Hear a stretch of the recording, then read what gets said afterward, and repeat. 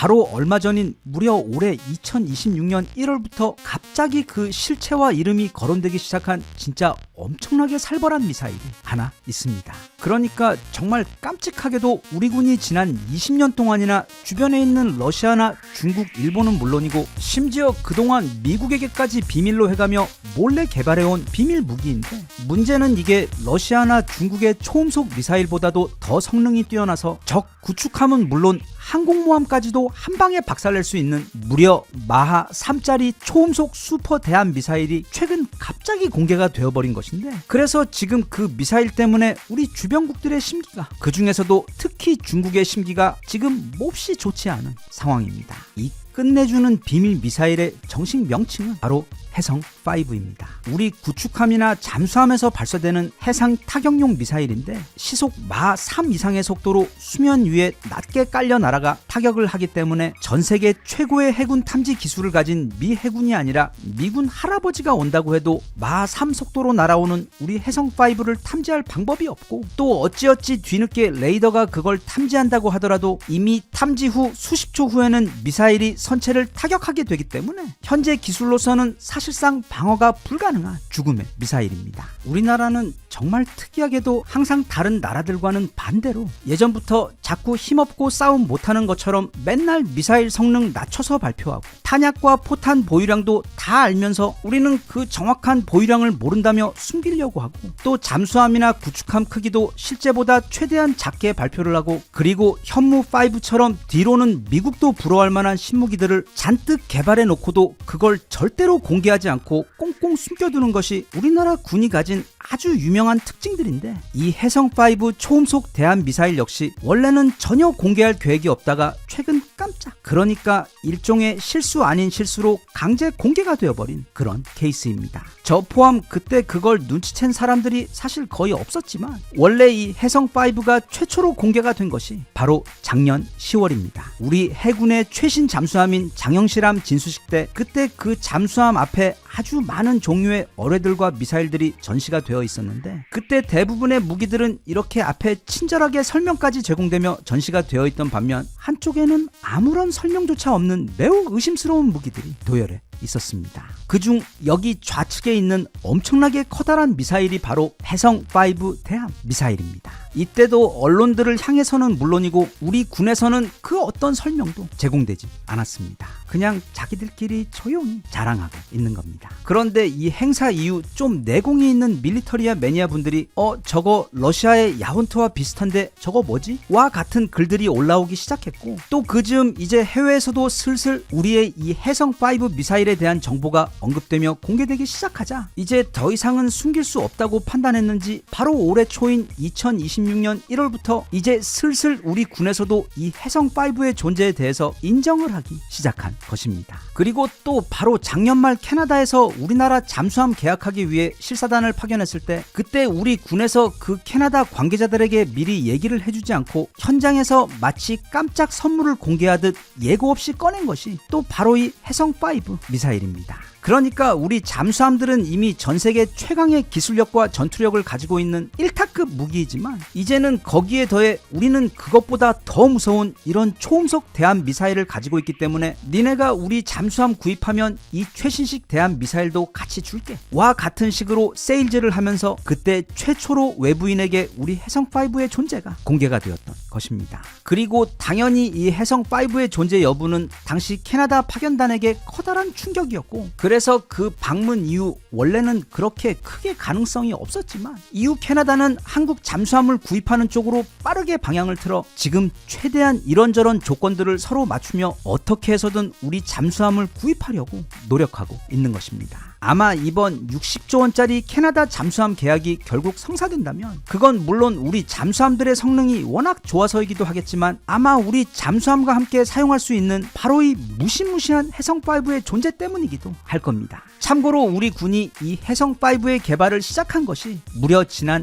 1990년도입니다. 그 시절 벌써 이런 말도 안 되는 초음속 대함 미사일을 구상하고 또 개발에 착수했다는 뜻인데, 그래서 이후 약 20년이 넘는 기간 동안 개발을 해온 다음 드디어 지난 2021년에 개발을 완료했고, 그래서 2022년부터 이미 우리 군의 전력화까지 다 끝낸 상태입니다. 그런데도 지금까지 공개나 자랑도 단 한 번도 하지 않고 차곡차곡 무기고에 쌓아두고 왔던 것입니다. 이 해성5가 대단한 이유는 물론 그 성능부터 사실 좀 말이 안 되는 수준인데, 그러니까 대략 시속 3,800km에 해당하는 마 3의 속도로, 그것도 바다 수면 위에 착 달라붙어 저공 비행하며 날아가 그 어떤 레이더로도 사전에 탐지가 안 되는 유령 같은 미사일로, 사실상 이 미사일은 요격이 불가능하기 때문에 이것만 충분히 보유하고 있다면 아무리 많은 적 함대라도 또는 심지어 항공모함이라도 도대체 어디에서 뭐가 날아왔는지 적이 알기도 전에 다 타격해 수장시켜버릴 수가 있게 됩니다. 게다가 또 이 해성5는 그 사거리가 무려 500km나 되어 정말 엄청난 원거리에서 타격을 할 수 있는 데다, 또 이런 종류의 대형 최첨단 미사일 중에서는 매우 드물게 군함에서는 물론이고 잠수함에서도 발사를 할 수가 있습니다. 그러니까 이제 우리나라 최신식 잠수함들이 이 해성5 미사일 조합으로 동해나 서해 앞바다에 쫙 깔려있게 되면, 그때는 적의 이지스함이든 구축함이든 아니면 항공모함이든 간에 마치 어떤 마법의 결계를 걸어놓은 것처럼 아무도 들어오지 못하게 될 정도가 되고, 또 그래서 이 해성5가 현재 해외에서는 극강의 게임 체인저라고 불리고 있는 것이며, 그리고 지금 그 누구보다 급하게 해군의 몸집을 크게 불리며 또 항공모함까지 이제는 3대나 운영하고 있어 스스로 동북아 최강의 해군이라고 자신하고 있는 바로 중국의 그런 해군 굴기에 대해 거의 얼음물에 가까운 찬물을 끼얹는 것이 바로 이 해성5의 존재입니다. 게다가 또 이 해성5 미사일이 대단한 점이 또 있는데, 그건 바로 이 미사일을 만드는 데 들어가는 모든 핵심 기술들이 다 국산이라는 점입니다. 이건 정말 대단한 겁니다. 우리나라는 K9 자주포나 K2 전차 같은 것이야 그렇다고 쳐도 어떻게 최첨단 잠수함도 그렇고 이제는 스텔스 전투기까지 순수 자국 기술로 만들어버리는 데다, 이렇게 정교한 기술이 필요한 초음속 전략 미사일까지 그 어려운 걸 단지 개발에 성공하는 게 아니라 매번 다 순수 우리 기술로 방법을 찾아내어 어떻게 만들어내는지 정말 매번 보면서도 도대체 이 사람들은 정체가 뭔지 너무도 신기하고 멋있습니다. 이 해성5가 시속 약 3,800km에 해당하는 마 3의 속도로, 그것도 바다 수면 위에 착 달라붙어 낮게 저공 비행해서 500km를 혼자 날아가 대략 오차 범위 1m도 안 되는 미친 정확도로 적 함정의 옆구리나 함교를 번개처럼 때려 침몰시키기 위해서는 일단 가장 우선적으로 필요한 기술이 바로 램제트 엔진 기술입니다. 그런데 우리나라는 그냥 일반 램제트 엔진 기술도 아닌 자체적으로 덕티드 램제트 엔진 기술이라는 걸 개발해서 기존 제트 엔진보다 더 효율적으로 비행을 할 수 있게, 결국 더 먼 사거리를 날아갈 수 있게 한 데다, 또 그 최고 속도 또한 크게 늘려 결국 사거리가 500km 이상이나 되는데도 마 3 이상의 속도로 날아가 적 함정에 꽂힐 수 있도록 만들어 현재 이런 기술에 있어 교과서라고 불리고 있는 러시아의 야원투와 비교해도 더욱 강력하고 완성도가 높다는 평가를 받고 있는 상황입니다. 우리나라가 화력에 미쳤다는 건 이미 다른 나라 초등학생들 사이에서도 이제 소문이 다 나서 사실 지구인 모두가 알고 있는 내용인데, 그런데 우리나라 군은 그냥 화력에만 미친 게 아니라 바로 기술의 정밀함에 있어서도 그 화력에 대한 집착 이상으로 거의 변태 수준의 위력을 발휘하는 무서운 나라입니다. 다들 이 사진 많이 보셨겠지만 우리 현무 시리즈는 기본적으로 수백 킬로미터 밖에서 날아가서도 이렇게 몇 미터는 고사하고 몇십 센티미터 수준의 오차 범위도 없을 정도로 정말 말도 안 되는 정확도를 발휘하는 것으로 너무도 유명합니다. 이건 사실 원래는 우리 북쪽에 미친 친척들이 자꾸 산속 깊은 곳 갱도 속에다가 포를 숨겨놓고 그러는 바람에 우리는 또 그 해안포들을 날아가 정확하게 박살내야 하기 때문에, 그러니까 거의 홀인원 수준의 정확도로 그 갱도 입구를 완벽하게 타격해야 하기 때문에 개발된 전 세계 최고 수준의 정밀 타격 미사일 기술을 우리는 가지고 있기 때문입니다. 그렇다 보니 한국형 사드인 청궁 L3의 경우도 미국과 이스라엘 말고 날아오는 탄도 미사일을 미사일을 종말 단계 상층부에서 우리처럼 완벽한 정확도로 타격할 수 있는 국가는 이 세상에 없을 정도로 우리나라 미사일들은 다들 그 화력은 물론이고 무엇보다 그 정확도까지 진짜 말도 안 되는 수준에 도달해 있는데, 그렇다 보니까 우리는 그 좋은 미사일을 땅에서처럼 바다에서도 마음껏 사용하기 위해 잠수함 발사 기술인 SLBM 기술까지 독자적으로 개발해버린 그런 나라입니다. 이거 잠수함에서 미사일 발사하는 것 보고는 그거 다른 나라들도 많이 가지고 있는 별로 대단치 않은 기술이라고 생각할 수도 있는데, 참고로 전 세계에서 공식적으로 그 SLBM 기술을 가지고 있는 나라들은 미국, 러시아, 중국, 영국, 프랑스, 그리고 인도, 이렇게 6개국으로 이 6개국 모두 다 핵 보유국입니다. 우리나라는 비핵 보유국 중에서는 전 세계에서 최초이자 유일합니다. 게다가 또 내부 공간이 협소했던 도산 안창호함에서 이 어려운 기술을 실현해내기 위해 일명 콜드 런치라는 매우 까다로운 기술을 독자적으로 개발해내서, 즉 중형 사이즈의 커다란 미사일을 먼저 잠수함 밖으로 밀어낸 다음 그 다음 엔진이 점화되어 날아가게 만드는 최신 기술을 적용해 그걸 모두 자기들끼리 독자적으로 개발해 성공시켜버린 그런 사람들입니다. 아무튼 이제 이 해성5에 대해서도 강제 공개가 되어버려 온 세상이 다 알게 되어버렸기 때문에 아마 앞으로 우리 군은 이 해성5를 보다 적극적으로 전력화하고, 또 캐나다 등 지금 진행 중인 잠수함과 구축함 세일즈에도 앞으로 적극적으로 포함시켜 활용을 할 것 같으며, 그리고 앞으로는 이제 창고 가장 깊숙한 곳에 꽁꽁 잘 숨어있는 우리 현무6와 해성6의 정체에 대해서는 지금처럼 실수로 들켜버리지 않도록 아마 더욱더 조심할 것 같습니다.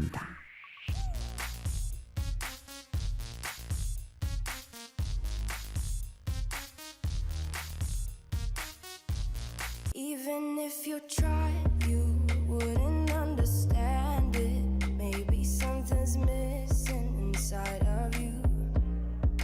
Just a bit of sugar to that horrid bitter.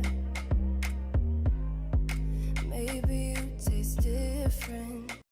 매 순간이 수많은 선택으로 이어져 있는 우리들의 삶에서 가장 저평가된 힘이 바로 직감입니다. 직감. 그러니까 우리는 그걸 촉이라고도 부르고 또는 육감이라고도 부르는데, 이게 뭔가 데이터만으로는 설명할 수가 없지만 내 내면에서 어떤 강력한 목소리가 들리면서 모든 조건이 너무도 완벽해 보이는 사람임에도 불구하고 절대로 이 사람을 만나서는 안 된다는 경고를 하거나, 또는 진짜 최고의 기회처럼 보이는 어떤 투자 제안에 대해서도 이상하게 찝찝한 기분이 들게 해서 결정을 망설이게 만드는 그런 경우, 또는 그런 부정적인 경우와는 반대로 소개팅에서 어떤 사람을 만났는데 그 사람이 말하자면 스펙 같은 면에서는 가장 훌륭한 선택은 아니었는데도 뭔가 내면에서부터 이 사람을 꼭 잡아야 한다는 느낌, 이 사람이야말로 평생을 함께 가도 좋을 사람이라는 그런 따뜻한 확신 같은 것을 경험하게 되는데, 그게 바로 직감이라는 힘입니다. 우리 모두 인생을 살아오면서 누구나 다양한 상황에서 그걸 여러 번 경험했고, 또 시간이 지나고 나서는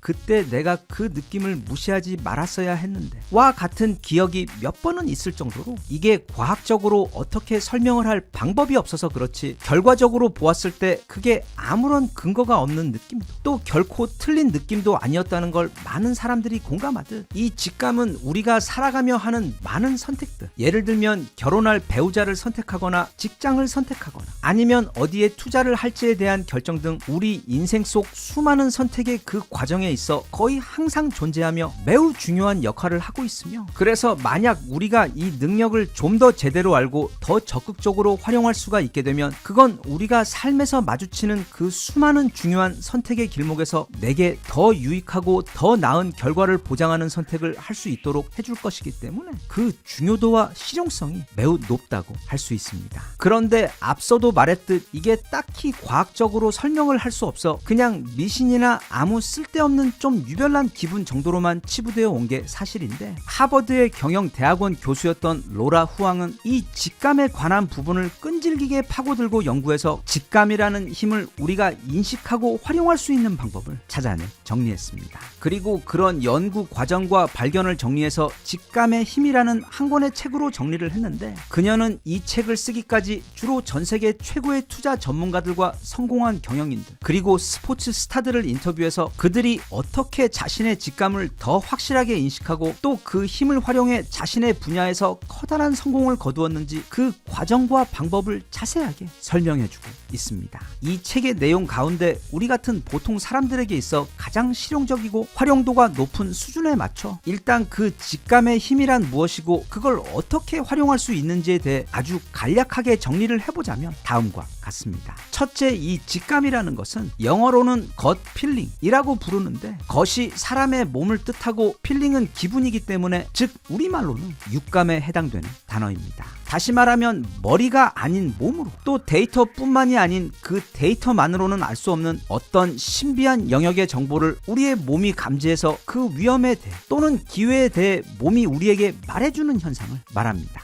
그리고 저자 로라 후앙의 설명에 의하면 그 직감은 크게 세 가지 방식으로 우리에게 전달되는데 그 첫 번째이자 가장 흔한 형태가 바로 유레카 상황입니다. 예를 들면 이제 사업을 시작하려고 결정하고 회사명 또는 브랜드명을 고민하고 있었는데 어느 날 책을 읽다가 거기에 보이는 어떤 한 단어가 마치 혼자 형광색으로 써져 있는 것처럼 확 눈에 들어오며 바로 이거야 와 같은 확신이 온몸으로 느껴질 때와 같은 그런 상황인데 참고로 그게 바로 그 유명한 메신저 앱인 트위터의 이름이 결정된 경우와 같습니다. 창업자인 잭 도시는 자신이 원하는 사업의 이름을 찾지 못해 꽤 오래 고생을 하고 있다가 어느 날 책을 읽다가 거기에서 트위터라는 단어가 눈에 들어오며 바로 그 이름이 자신이 찾던 것이라는 확신을 온몸으로 느끼며 회사명을 결정하게 된 사례입니다. 직감의 유레카 상황의 특징은 바로 그 놀라운 수준의 확신에 있습니다. 딱히 어떤 데이터가 충분히 준비가 돼 있어 이론적으로 그런 확신을 뒷받침해주는 것도 아닌데도 그냥 이거다라는 강력한 확신이 온몸으로 느껴지는 경우입니다. 두 번째 방식은 스파이디 센스라는 방식인데 그 명칭과 같이 마치 스파이더맨의 예민함 감각처럼 위험이 닥쳐올 때 딱히 논리적으로 설명할 수는 없지만 뭔가 기분이 쎄하며 무언가 잘못됐다는 은밀한 경고음을 울리는 기분으로 이건 보통 연애나 결혼 또는 사업을 위해 다른 사람과 새로운 인연을 맺을 때 자주 등장합니다. 그리고 마지막은 바로 졸트의 방식인데 졸트는 깜짝 놀라며 정신이 번쩍 난다는 뜻입니다. 그래서 이것 역시 딱히 어떤 논리나 데이터로는 설명이 어렵지만 분명 엄청나게 강렬한 느낌이 내 몸에서 느껴지며 즉각적인 행동을 하도록 촉구하는 그런 신호로 확신은 아니지만 대신 어떤 방향성에 대해 느끼게 되며 우리를 즉시 움직이도록 만드는 강력한 동력이 됩니다. 의외로 아주 많은 수의 유명인들, 특히 그 중에는 세계 최고의 투자자들이나 사업가들, 심지어 과학자들이 바로 이 직감의 힘을 자신의 일에 적극적으로 활용하는데 그 중에서도 전설적 투자자인 조지 소로스는 나는 이성보다도 더 내 동물적 감각에 의존한다라는 표현으로 직감의 힘을 대신 말한 바 있고 아마존의 제프 베조스 또한 내 인생과 사업에서 내린 최고의 결정들은 거의 모두 다 분석이 아닌 직감으로 내렸다 라고 말한 바 있으며 설명이 필요 없는 금세기 최고의 천재 중 한 명인 스티브 잡스는 다른 어떤 사람들보다도 데이터에 의존하기보단 자신의 감을 거의 종교 수준으로 믿으며 새로운 사업들을 시작한 것으로 유명하며 끝으로 아인슈타인 역시 우리 인간에게 정말로 중요한 것은 바로 직감이며 직감은 신성한 신의 선물인 반면 이성은 마음의 하인인데 지금 우리 사회는 그 하인을 추종하고 신의 선물을 잊어버린 그런 사회가 되었다라고 말한 바 있을 정도로 이들 모두 직감의 힘을 알았고 활용했습니다. 그럼 궁금합니다. 어떻게 하면 우리들도 이 직감의 힘을 더 잘 활용해서 우리의 삶과 사업 그리고 인간관계에서 도움을 받을 수가 있는지 그 방법에 대해 저자 로라 후앙은 일단 주변의 노이즈를 줄여야 한다고 강조합니다. 왜냐하면 이 직감이라는 것은 큰 훈련이 없어도 인간이면 누구나 가지고 있는 일종의 초능력인데 대신 그 내면의 목소리가 너무 작기 때문에 우리가 잘 듣지 못한다는 뜻입니다. 우리의 삶은 쉴 새 없이 쏟아지고 있는 각종 뉴스들 그리고 SNS를 통한 정보의 홍수가 마음을 이미 엄청난 소음으로 가득 채우고 있는데다 동시에 또 인간관계에서 발생하는 감정 등 수많은 종류의 감정과 자극 또한 마음속에서 일어나며 안 그래도 시끄러운 우리 마음을 더욱더 시끄럽고 혼란스럽게 만들고 있기 때문에 그녀의 첫 번째 조언은 바로 주변의 소음을 줄여서 우리가 우리의 몸이 들려주는 그 지혜의 속삭임을 더 잘 들을 수 있도록 해주어야 한다는 뜻으로 물론 그게 말처럼 쉽지는 않겠지만 SNS를 줄이고 가능하다면 요가나 명상 같은 것을 것을 해보며 또는 저녁에 혼자 동네 주변으로 천천히 산책을 다니며 그렇게 하루 중 가끔씩이라도 내 주변과 내 마음이 조용해질 수 있는 그런 시간을 만들고 그때 어떤 특정한 주제에 대해 나의 가장 정직하고 현명한 조언자인 나의 직감이 내게 해주는 조언에 귀를 기울여보는 것입니다. 그리고 로라 후앙은 우리에게 이 직감에 있어 한 가지 잘못된 믿음에 대해 경고하는데 일부에서는 인생은 노력이 중요한 게 아니라 명상 같은 것으로 직감의 목소리 또는 신의 목소리를 들어 최고로 현명한 어떤 답을 찾는 것이다 라고 말하는데 로라 후앙이 연구한 바에 따르면 이 직감이 작동하는 방식은 개인과 개인마다 너무도 다양하고 다를 수밖에 없는데 그 이유는 각각의 사람마다 인생에서 다른 경험을 하며 살아왔고 또 바로 그 경험들이 그 직감의 중요한 재료로 활용되기 때문이라고 설명합니다. 그녀는 이 부분을 설명하며 영화 머니볼에서 주인공 빌리 빈은 오직 데이터만을 가지고 야구팀을 꾸려 성공한 사람이긴 하지만 그것과 더불어 그가 과거 야구선수 생활을 하며 최고가 되기 위해 엄청난 노력을 했다. 그리고 실패를 해야 했던 그 야구 선수로서의 경험이야말로 그의 직감의 힘을 완벽하게 해준 재료였다고 설명합니다. 그래서 이걸 좀 더 실용적인 측면에서 풀어 설명하자면 진인사 대천명이라는 유명한 격언, 즉 인간이 할 수 있는 모든 노력을 한 다음에 하늘의 뜻을 기다린다 라는 말처럼 나의 직감이 내게 더 유익하고 도움이 되는 조언을 해줄 수 있도록 우리도 해당 주제에 대해 고민하고 연구하고 알아보고 분석하는 그런 노력들을 절대로 게을리해서는 안 되고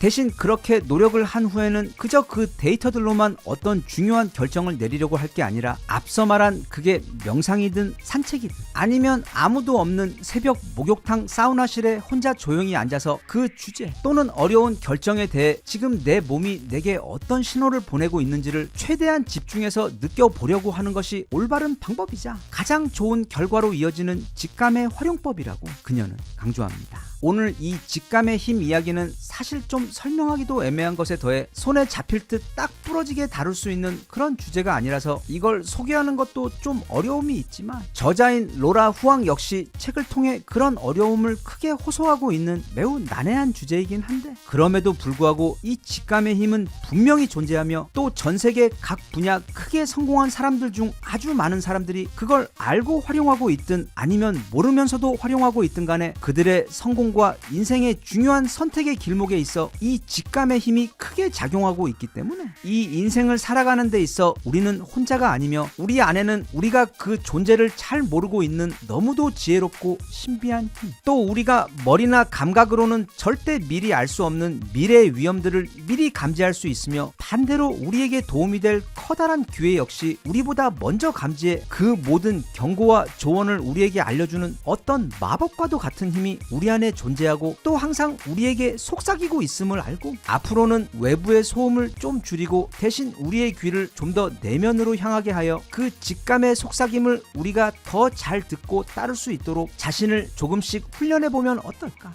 싶습니다.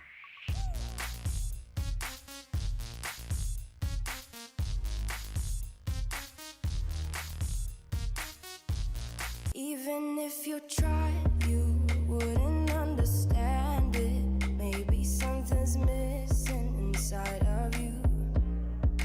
Just a bit of sugar to that horrid bitter. Maybe you taste different.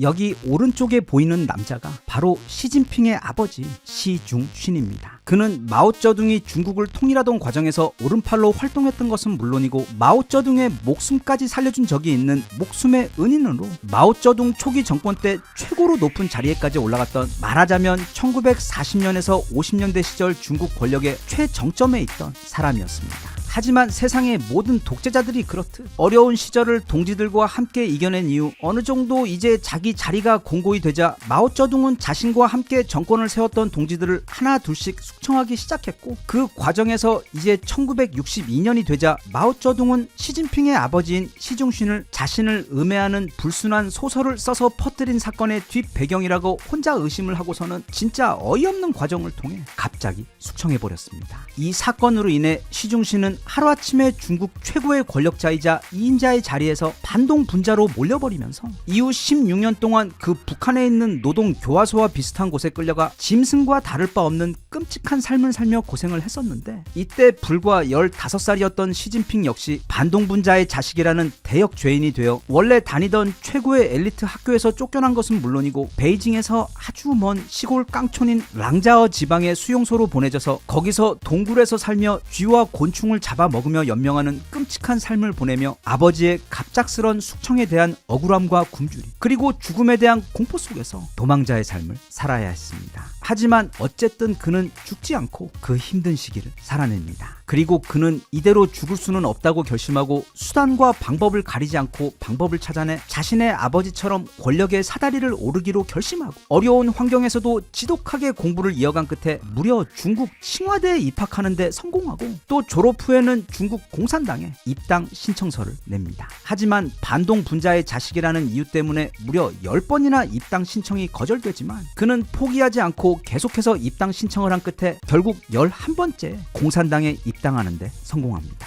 그리고 바로 이때부터가 시진핑의 아주 특이한 행보이자 그의 전략적 기민함이 빛을 발하는 시기가 되는데, 이제 칭화대를 졸업하고 많은 어려움 끝에 공산당 입당에 성공한 시진핑 앞에 작은 행운이 찾아옵니다. 바로 당시 국방부장이자 중앙군사위 비서장이었던 껑비아오의 비서로 전격 발탁되어 공산당 내부, 그 중에서도 그 핵심이었던 공산당 군부에서 자신의 경력을 시작할 수가 있게 된 것인데, 알고 보니 그에게 이런 파격적인 기회를 주었던 그 껑비아오는 바로 시진핑의 아버지인 쉬중신의 옛 부하이자 오랜 신복이었던 것입니다. 이 행운으로 인해 시진핑은 3년 동안 중국 군부에서, 그것도 최고 핵심 기관에서 일하게 되며 이때 만난 동지들이 나중에도 그리고 현재까지도 그가 중국 군부 내에서 강력한 장악력을 가지게 만드는데 핵심적인 기반이 되어줍니다. 그렇게 무언가 엄청나게 잘 나가는 것 같던 시진핑은 여기서 갑자기 아무도 이해하지 못할 매우 이상한 선택을 합니다. 즉, 지금 안 그래도 너무 잘 나가고 있는 자신의 커리어를 더욱 밀어붙여 공산당 군부 내에서 더욱더 높은 자리로 올라가는 게 아니라 갑자기 뜬금없이 베이징에서 가장 멀리 있는 허베이성의 정딩현이라는 시골 깡촌 지방의 말단 관리로 내려가기로 스스로 결정한 것입니다.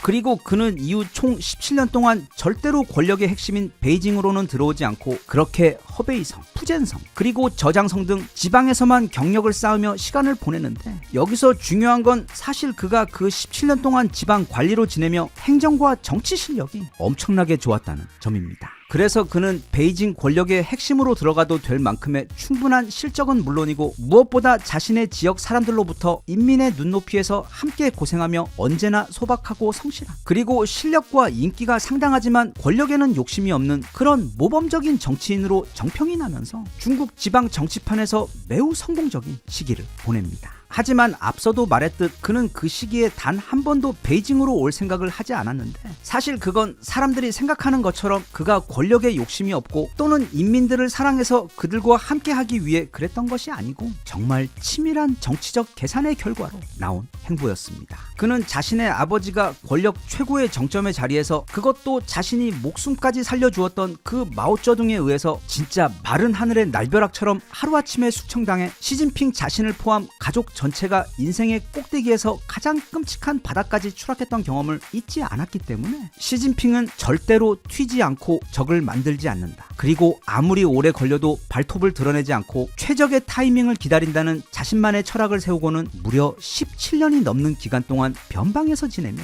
때를 기다린 것입니다. 시진핑이 중국 지방에서 이런 시기를 보내고 있는 동안 이제 마오쩌둥의 시대가 지나고 이후 등소평의 시대가 오며 중국이 완전히 변합니다. 참고로 등소평은 마오쩌둥 정권 초기에 건국 동지의 일원이었지만 오직 인민을 위한다는 순수했던 그 초심은 사라지고 권력을 쥔 마오쩌둥은 독재자가 되면서 자신의 동지들을 한 명씩 숙청하고 또 수많은 엉터리 정책으로 최대 6천만 명에 가까운 중국 인민들을 죽음에 이르게 한 것 외 문화 대혁명이라는 정말 지구 역사에 길이 남을 최악의 집단 광기를 일으키며 4천년 중국 역사를 모두 말살하고 오직 그 과정에서 자신의 권력만을 공고히 기꺼이 하게 되는 용서 못할 결과를 만들어내는 것을 똑똑히 보았기 때문에 등소평은 그렇게 마오쩌둥이 망쳐버린 중국을 다시 위대하게 만들고 특히 그런 독재가 다시 일어나지 않도록 스스로는 절대로 최고 권력자의 자리에 앉지도 않으면서 무엇보다 미국과 유럽 그리고 주변 아시아 등 관계를 넓히고 시장을 열어 무역을 시작하면서 오늘날 우리가 아는 전 세계의 공장인 중국의 토대를 닦아놓았던 정말 괜찮았던 정치인이었습니다. 그런 등소평의 시대가 오자 시진핑도 조금씩 베이징으로 행보를 옮겨가면서 기회를 보고 있었다가 드디어 2007년 당시 중국 주석이었던 후진타오의 후계자를 정하는 과정에서 정말 뜬금없이 그의 이름이 다크호스로 떠오르게 됩니다. 원래 후진타오는 자신의 신복인 리커창을 후계자로 삼을 생각이었고 그런 자신의 의도를 전혀 숨기지 않고 강력하게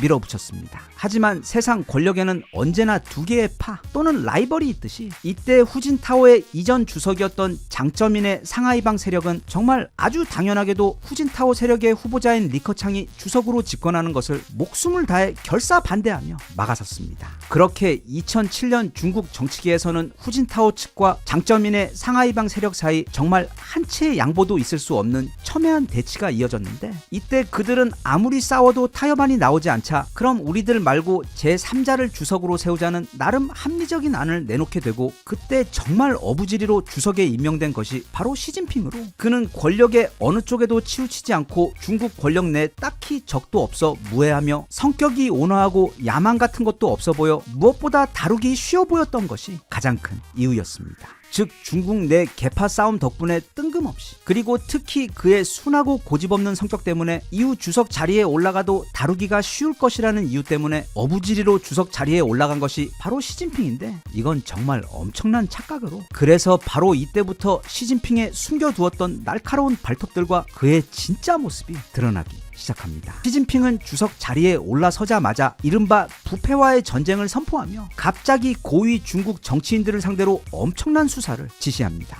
그리고 그 과정에서 자신의 최대 라이벌이었던 보시라이는 물론이고 서기 저우 융칸과 당시 군부의 실세였던 쉬차이 허우까지 모두 한 방에 숙청을 해버리면서 그 자리에 자신의 신복들을 채우며 정말 순식간에 중국 공산당 내부 권력과 군부의 권력까지 모두 다 손에 움켜쥐게 됩니다. 게다가 이 과정에서 부패한 정치인들을 척결했다는 이미지 때문에 인민들의 엄청난 지지까지 함께 얻게 되는데 이제 때가 왔기 때문에 본격적으로 발톱을 드러내기 시작한 시진핑의 행보는 여기서 끝나지 않습니다. 일단 보시라이 등 굵직굵직한 경쟁자들을 제거한 시진핑은 이제 행정적으로 자신에게 모든 권력이 집중되도록 공산당 내부의 시스템과 법을 바꾸는데 말하자면 기존에는 주석인 자신과 당시 총리였던 리커창이 함께 권력을 나누어 가지는 구조였지만 영도, 소조라고 불리는 일종의 임시위원회들을 잔뜩 만들어 그걸 공산당 내부 모든 곳에 설치하고 이후 황당하게도 그 위원회의 조장 자리를 모두 시진핑 자신이 앉게 하여 결과적으로 모든 회의와 결정 사항들이 주석인 자신만을 통해서 이루어지도록 해서 당시 총리였던 리커창을 허수아비로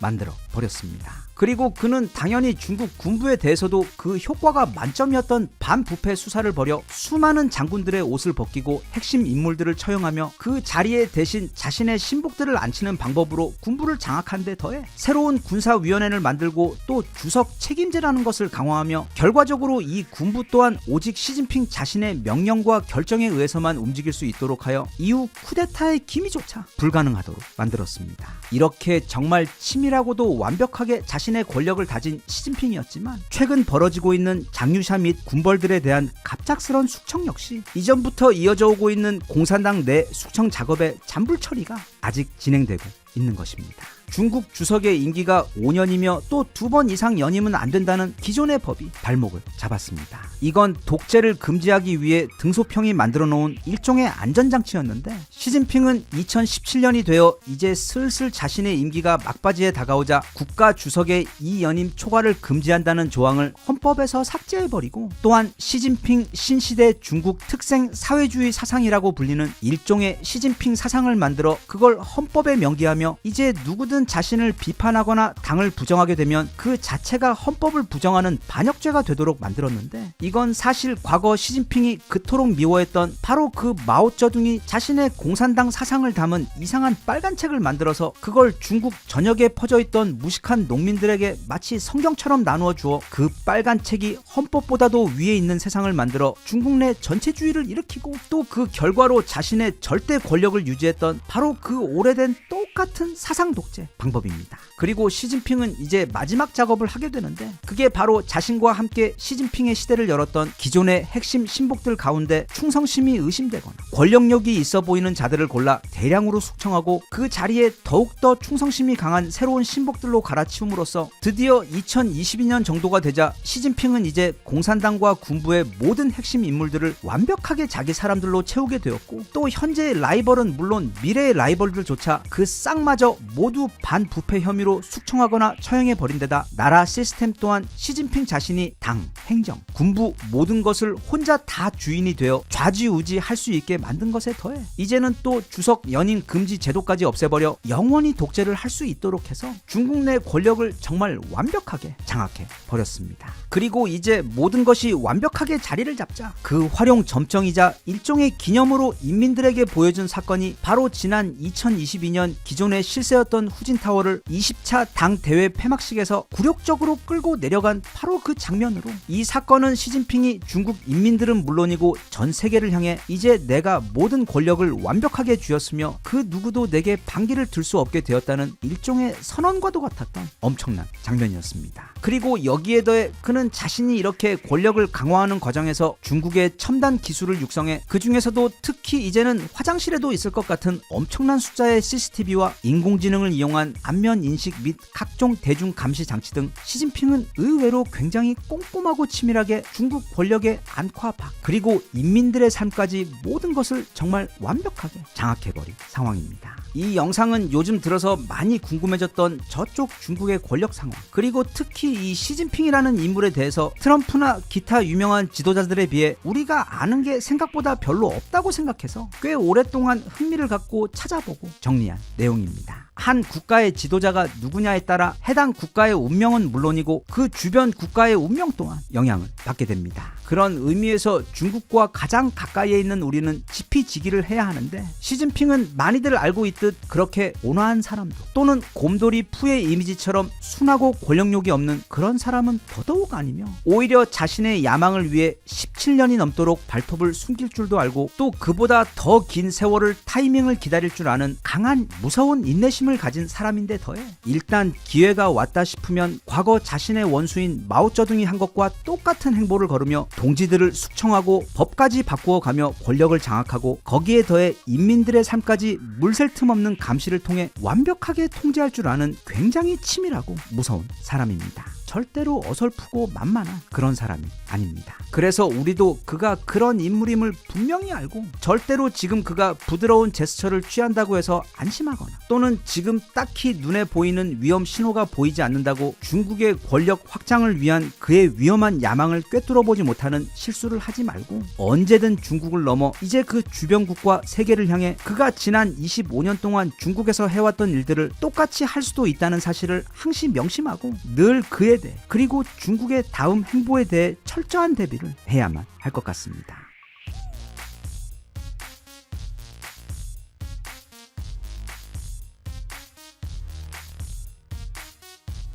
Even if you tried, you wouldn't understand it. Maybe something's missing inside of you. Just a bit of sugar to that horrid bitter. Maybe you taste different.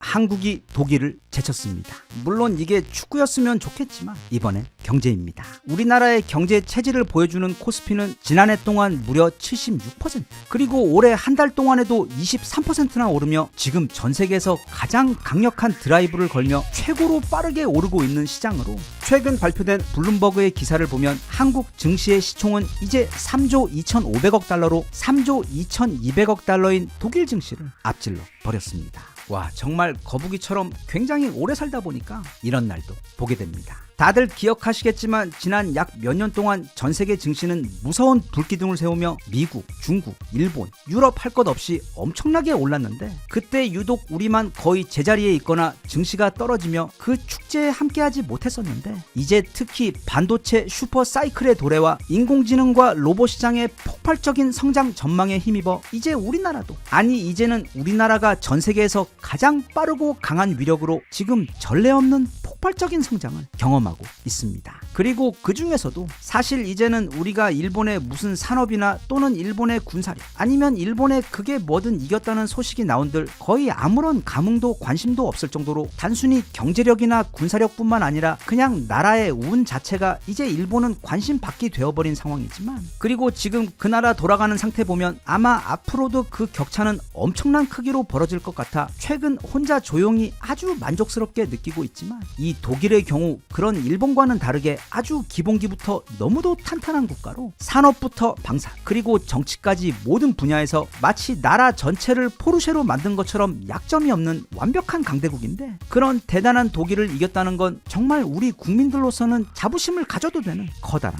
사건입니다. 그런데 사실 이번에 우리의 증시가 앞지르기는 했지만 우리가 독일을 여러 분야에서 앞지르고 있다는 소식은 이미 적지 않게 들려오고 있었습니다. 예를 들면 독일하면 떠오르는 게 물론 자동차 산업이겠지만 그보다는 더 오래된 게 바로 무기인데 독일 무기들은 오히려 세계 최강 미국 무기보다도 그 품질이 더 좋을 정도로 거의 완벽에 가까운 작품들입니다. 하지만 그런 독일의 무기들을 최근 한국산 무기들이 해외 시장에서 박살을 내고 있습니다. 그냥 최근 사례만 좀 찾아봐도 캥거루 호주에서 엄청나게 이슈가 되었던 바로 그 차기 장갑차 사업에서 우리 한화의 레드백은 독일 라인메탈의 링스를 이겨버리고 최종 수주를 따냈는데 참고로 링스는 그 사건 이전까지만 해도 전 세계에서 적수가 없다고 할 정도로 가장 완벽한 장갑차였고 한편 우리 레드백은 사실 그 호주 수주 사건 이전에는 들어보지도 못했던 정말 뜬금없이 갑작스럽게 등장한 새로운 무기였습니다. 그런 걸 생각해보면 도대체 우리나라 한화나 현대로템 창고에는 지금 이 순간에도 또 어떤 무서운 신무기들이 쟁겨져 있고 아니면 개발 중에 있을지 우리나라는 진짜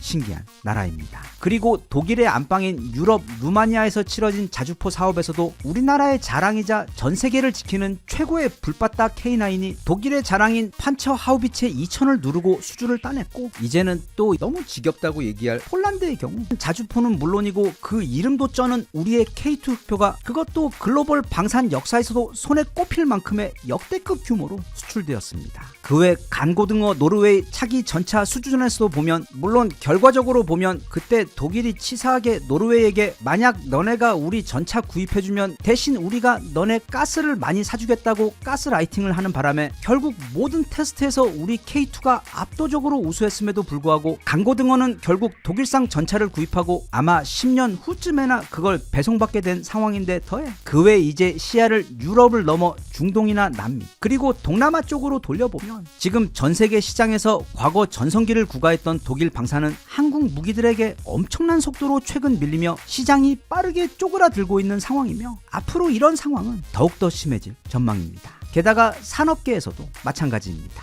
불과 얼마 전까지만 해도 전 세계 최고의 자동차 회사인 폭스바겐과 우리 현대자동차는 서로 겸상도 하지 못할 정도로 그 실력과 시장 장악력에 있어 차이가 나던 회사들이었습니다. 그런데 대략 20년 정도를 그 아싸 현대가 이를 악물고 실력을 키우다 보니 이제는 전 세계에서 폭스바겐을 가장 위협하고 있는 그리고 미국, 유럽, 아시아 할 것 없이 폭스바겐의 시장 점유율을 미친듯이 빼앗고 있는 브랜드가 바로 한국의 현대자동차입니다. 지난 2025년 기준 폭스바겐은 약 898만 대를 판매했고 현대차 그룹은 약 727만 대를 판매해서 폭스바겐은 전 세계 2위 그리고 현대차 그룹은 세계 3위로 판매량은 폭스바겐이 조금 앞서고 있어 아직 폭스바겐이 더 잘 되고 있는 것처럼 보이지만 그건 착시일 뿐 실제로 폭스바겐은 지난 1년간 고작 3%가 조금 넘게 성장을 한 반면 현대차는 거의 10%에 가까운 미친 성장률 이건 업계에서도 목격된 적 없는 폭발적인 성장률을 보여주며 그것도 그것도 폭스바겐의 치명적인 약점으로 불리는 바로 전기차 분야에서 아예 폭스바겐을 압살하며 지금 성장하고 있기 때문에 많은 전문가들이 빠르면 바로 내년부터 또는 늦어도 2년 안에는 이제 전 세계 2위 자동차 브랜드는 더 이상 폭스바겐이 아니라 현대차 그룹이 될 것으로 대부분 전망하고 있는 것처럼 이미 독일의 자존심인 자동차 시장에서도 한국은 독일을 빠른 속도로 추월하고 있는 중입니다. 게다가 더 무서운 건 폭스바겐은 그저 옛날 방식으로 사업을 하며 예전부터 잘 되던 사업을 지금 간신히 운영 중인 상황으로 인공지능이나 특히 근미래 현재의 자동차 산업의 최대 50배 규모로 성장하게 될 로봇 시장에 대해서는 거의 손을 놓고 있는 실정으로, 그런 반면 현대차는 지금 바로 그 로봇 시장에서 이미 전 세계 3대 회사이며 테슬라나 피규어 1과는 달리 산업 전용 휴머노이드에 집중하며 아마 대략 5년 후에는 매우 안정적으로 전 세계 1위 산업용 및 범용 로봇 회사가 될 확률이 현재 매우 높은 상황입니다. 즉 미래는 독일보다는 한국 편입니다. 게다가 또 독일의 자존심과 같은 핵심 기업들, 그러니까 우리나라로 치자면 한화나 SK 같은 기업들이 최근 해외에 매각되는 경우가 많은데 그 회사들을 사들이는 곳이 거의 대부분 다 한국 회사들입니다. 한국 타이어가 독일의 대형 타이어 회사인 라이펜 밀러를 인수했고, 두산 중공업이 독일의 발전소 원천 기술을 가진 렌체스사를 인수했으며, 한화 솔루션이 독일 태양광 1위 기업인 큐셀을 인수하며 현재 그 한화 큐셀은 전 세계 태양광 시장 1, 2위를 다투는 기업이 되었고, 삼성 SDI는 독일의 마그나 슈타이어 배터리 팩 사업부를 그 사업부 전체를 그냥 통째로 사버렸으며, 그 외 삼성전자는 그 이름도 찬란한 독일 명가 GF의 ADAS 자율주행 센서 및 카메라 사업부를 최근 인수한 데 더해 네이버 랩스의 경우 독일 제록스 리서치 센터 유럽을 인수하며 그쪽의 핵심 독일 출신 AI 최고 인재들을 모조리 흡수해버리는 등, 사실 그냥 자잘한 것들까지 여기서 다 이야기하려면 우리는 내일까지 이거 계속 듣고 있어야 할 정도로 지금 우리나라는 우리와의 경쟁에서 밀려 사업이 정체되었거나 경영 자금난에 빠져버린 수많은 독일의 핵심 기업들을 그냥 싹쓸이하고 있습니다. 어쩌면 한 10년 후에는 현대차가 폭스바겐을 인수한다는 뉴스를, 그리고 하나와 현대가 라인메탈을 인수한다는 소식을 우리는 듣게 될지도 모릅니다. 독일 기업을 인수하는 건 매우 까다로운 일입니다. 일단 원래 독일 기업들은 대부분 정말 잘 나가기 때문에 다른 곳에서 그 회사들을 인수할 일도 없는 것에 더해 무엇보다 독일인들은 자존심이 강하고 특히 자국 산업이나 자국 기술에 대해서는 거의 종교적인 자부심을 가지고 있어 그게 외국 회사, 그것도 저기 동양 끝쪽에 있는 작은 나라인 대한민국의 회사들이 자신들의 회사를 인수한다고 하면 특히 노조들의 반대 때문에 인수나 합병이 매우 어려운 것으로 알려져 있습니다. 하지만 이제는 특정 산업에 있어 독일과 한국 기업들 사이 그 실력이나 시장 장악력의 격차가 너무 커져버렸고, 또 무엇보다 지금 우리나라 대한민국의 위상은 예전에 그 독일, 미국 빵셔틀하던 그때 수준이 아닌 학교 짱은 물론이고 이제는 공부, 싸움, 운동, 음주가무 등 모든 분야에서 전국구 짱이 되어버린 너무도 강력하고 무서운 국가가 되어버린 그런 상황이어서 최근에는 오히려 중국이나 미국에게 팔기보다는 서로 더 한국 회사에게 인수되기를 원한다는 분위기도 있을 정도로 아마 앞으로도 한국의 독일 핵심 산업 인수는 꾸준하게 계속될 것으로 보입니다. 세상이 정말 빠르게 변하고 있습니다. 그리고 우리나라는 그 빠르게 변하는 세상의 중심에서 다른 어떤 국가보다도 가장 빠르게 변화하고 성장하면서 시대의 변화를 주도하고 있고, 또 우리가 독일의 무기와 산업을 앞지르는 등 대략 20년 전만 해도 정말 꿈에서도 상상조차 할 수 없었던 설레이는 새로운 시대가 우리 앞에 빠르게 펼쳐지고 있습니다. 지금이 정점이 아닌 그저 시작일 뿐이라고 생각하고 앞으로도 절대 그 노력의 고삐를 놓지 않아 요즘 매일 꿈꾸고 있는 바로 그 5년 후인 2030년에는 우리나라가 전 세계 자동차 시장에서도 1위, 반도체와 로봇 시장에서도 1위, 방산 시장에서도 1위를 하고, 무엇보다 가장 중요하게 이제는 출산율과 국민 행복도와 만족도에 있어서도 전 세계 1위를 하는 그런 꿈의 나라가 되었으면 좋겠습니다.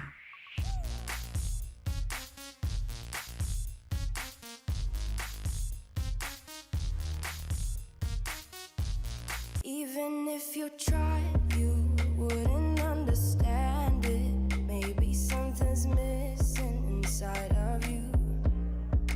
Just a bit of sugar to that horrid bitter. Maybe you taste different.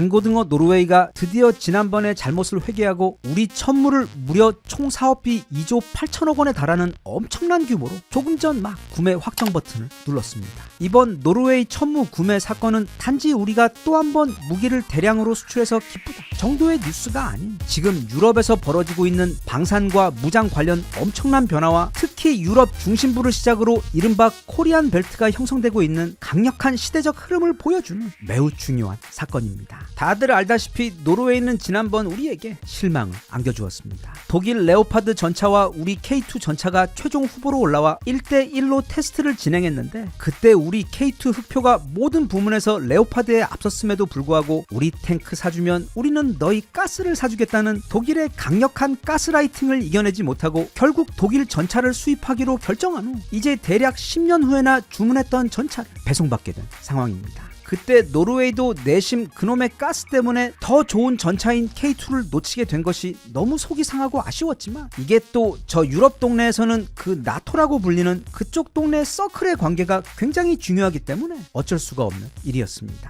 하지만 이번에는 그랬던 우리 강고등어가 각성을 하며 아무리 가스가 중요해도 나라를 지키는 무기에 있어서 최고의 성능을 포기하고 관계를 선택할 수는 없다는 매우 현명한 판단을 내리게 되면서 드디어 우리 천무를 그것도 지난번처럼 막 요란하게 다른 무기랑 테스트하는 그런 일도 없이 그냥 한 방에 구매를 결정해 버렸습니다. 유일하게 우리 천무와 경쟁 관계에 있었던 무기가 지금까지는 전 세계 최고라고 여겨졌던 미국 무기 바로 하이마스인데 이 무기는 유럽 쪽에서는 너무 유명하고 많이 퍼져 있어 이제는 그냥 유럽 하이마트에 가서도 구매할 수 있을 정도로 거의 가전 수준의 필수품이 되어버린 베스트셀러이지만 우리 천무가 등장하면서 최근 들어 거의 빛의 속도로 시장 장악력을 잃어가고 있는 가장 대표적인 무기입니다. 참고로 우리 남자분들은 다들 자기 주민등록번호만큼이나 줄줄 외우고 있을 이 천무의 성능에 대해 짧게 훑어보자면 코드명 K239 하늘을 뒤덮는 무기라는 뜻의 이 천무는 대한민국 포병 무기의 새로운 다크호스이자 역작입니다. 쉽게 말해 트럭 위에 설치된 발사대에서 짧은 시간 동안 다양한 종류의 로켓과 미사일들을 발사하고는 재빠르게 다른 곳으로 이동하고 또 거기 가서도 재장전 후 수십 발의 로켓을 발사하는 것을 반복할 수 있는 이동식 로켓 발사대이자 바퀴 달린 미사일 기지입니다. 천무는 무려 한 번에 12발이나 발사를 할 수가 있는데 문제는 그 로켓의 사정거리가 최대 500km나 된다는 점이고 130mm짜리 구형 재고 로켓들도 사용할 수 있고 또 230mm짜리 정밀 유도 로켓도 발사할 수 있는 데다 심지어 600mm짜리 아주 굵고 단단한 전술 지대지 벙커 버스터 특수 로켓까지 모두 발사할 수 있는 정말 전천후 발사대입니다. 그래서 이걸 미국의 하이마스하고 비교를 해보자면 하이마스는 한 번에 최대 6발 발사하는 게 한계입니다. 그냥 벌써 여기서부터 우리 천무하고는 화력에 있어 2배 차이가 확 나버리는데 여기에 더해 곱게 자란 하이마스는 또 편식도 심해서 아무거나 잘 먹고 무슨 로켓이든 알아서 다 쏴주는 우리 천무에 비해서 그걸 운용하는 게 너무도 까다롭습니다. 따라서 이미 예전부터 가지고 있던 수많은 로켓을 가지고 있는 유럽의 많은 국가들은 당연히 자기들 재고 로켓까지 모두 쓸 수 있는 우리 천무의 등장이 너무도 반갑고 또 가격 또한 가성비의 천국에서 만든 한국 무기답게 약 80억 원에 달하는 하이마스에 비해 50억 원으로 크게 저렴한 데다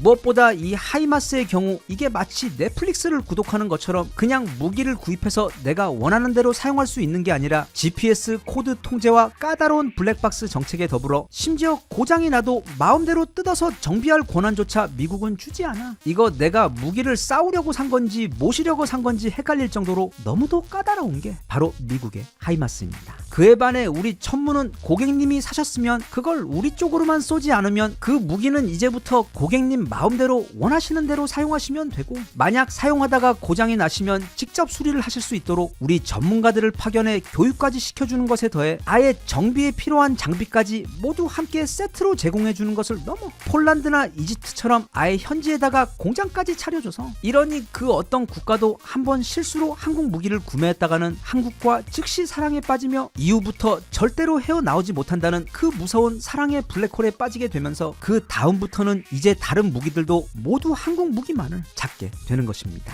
아무튼 바로 이런 점들 때문에 이번에 노르웨이가 하이마스 대신 우리 천무를 계약한 것인데, 왜냐하면 이제는 미국 무기를 함부로 구입했다가 갑자기 또 미국에서 이런저런 이유를 들어가며 무기 사용을 제한시키거나 또는 하이마스에 사용되는 로켓들의 수출을 금지하는 등 더 이상 안정적으로 미국 무기를 사용할 수 없게 된 것이 그 이유인데, 또 거기에 더해 지난번 가스라이팅을 통해 노르웨이에게 레오파드 전차를 강매했던 독일의 경우, 일단 독일에는 우리 천무에 대항할 만한 고성능 로켓 발사대 무기가 아예 없는 데다 무엇보다 최근 몇 달간 우리 트럼프 아저씨가 그린란드를 먹겠다는 억지를 부리는 바람에 지금 유럽 나토 국가들은 미국과의 관계도 급속히 나빠졌지만, 그렇다고 또 자기들끼리의 관계가 더 강화된 것이 아닌 오히려 이제는 아무도 못 믿겠으니 각자 혼자서 살 길을 찾아보자는 그야말로 글로벌 각자 도생의 분위기가 지금 유럽에서 빠르게 퍼져버리면서 이제 노르웨이도 그게 나토든 나초든 더 이상 관계에 얽매이지 않고 그냥 정직하게 가장 강력한 무기와 가장 가성비 좋은 무기, 가장 믿을 수 있고 사후 서비스가 확실한 무기만을 찾게 되어 결국 그 모든 조건에서 언제나 최고의 선택인 바로 우리나라로 급선회를 하게 된 것입니다. 게다가 또 미국의 하이마스는 굉장히 더운 아프리카나 중동에서나 또는 노르웨이처럼 엄청나게 추운 북유럽에서는 제 성능을 다 발휘하지 못하는데, 북유럽에서도 가장 춥지만 우리 철원의 겨울보다는 살짝 더운 곳인 노르웨이의 경우 이미 우리 K9을 진작에 수입해 그걸 너무 만족하며 사용해온 경험이 있기 때문에 그 부분 역시 이번에 우리 천무가 하이마스를 압살하며 최종 선택된 커다란